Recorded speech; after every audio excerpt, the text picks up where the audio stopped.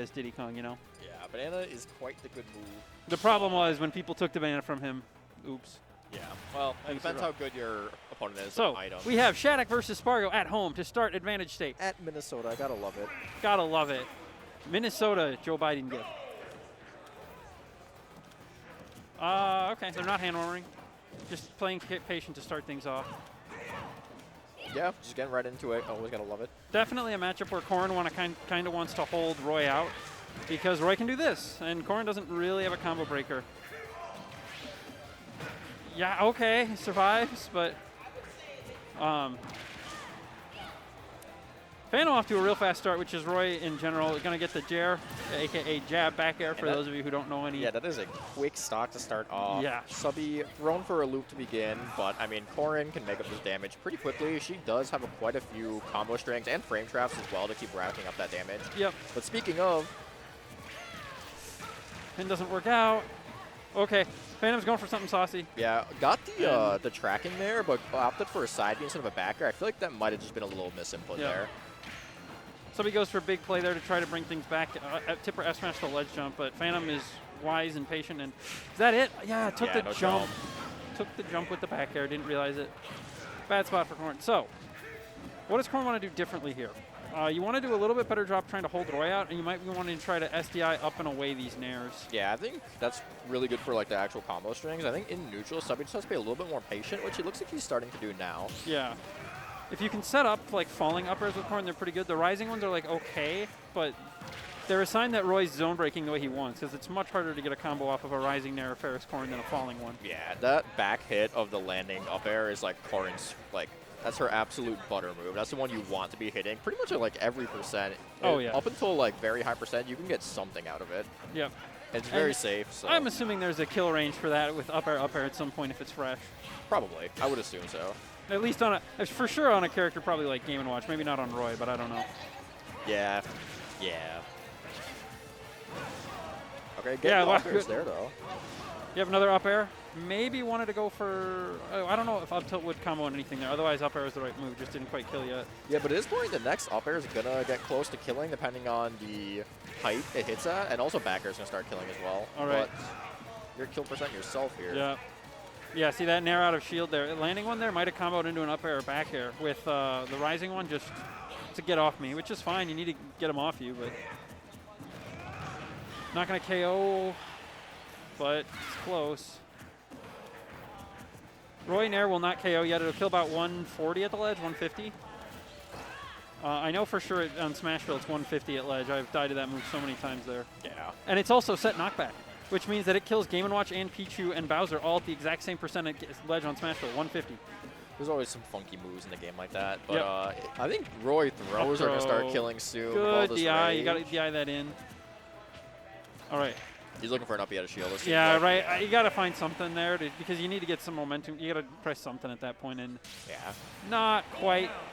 It was a really fast start to the game though, and Subby did slow it way down. Third stock took longer than the first two combined, I think. Yeah, honestly, it seems like the kind of like, okay, I'm a little overwhelmed at first aspect, which, you know, first match of the tournament, it happens. Thrown on stream too can make it worse, make it better. You never know. Stream nerves are a real thing, chat. Believe it or not. Yeah, because you can get excited that your match is going to be recorded, but that can be its own. Like, oh no, what if I get clipped? No. Well, there's that, but there's also just like, you know, you're uptight, too tense, trying to go too fast. You gotta, there's people watching you. It's always. So it cuts both ways. Gotta keep in mind that it's just another set, just another player you're trying to work your way through. So, different stage, I believe. Which, hey, that one didn't work out. Let's change it up. More space might not be a bad thing, but it makes Roy's dashbacks even better, so I wouldn't blame Subby for saying, hey, I'm going to be stuck scrapping no matter what. Let's get less space. Let's see what the pick was. I don't know. It could go either way. Bastion, little less space. Yeah, that might be. And platform's really good for Corrin's combos. You can, like, full hop rising aerial and land on the platform and still combo. Another fast start from Phantom, but it's 50 this time, not 60. Well, sorry. Professional commentators' curses, except they're not paying me to do this. Oh. Gets the landing forward air, but at 0 hit. It's a little hard sometimes. You might have to settle for jab there. Yeah, that might kill. Not quite. Just a couple more percent would have done it. Yeah, barely. I think 2 more percent would have done that one. Maybe 1. Yeah, I got the kill sparks, and if you looked at that little mini map, it was quite close to the edge of it. Yeah.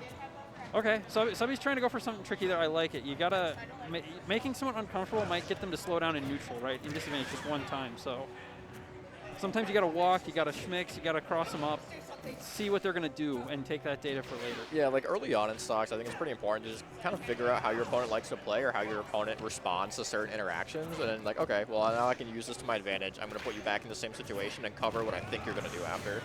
Not the right DI. You gotta hold down and away there at that percent in that position.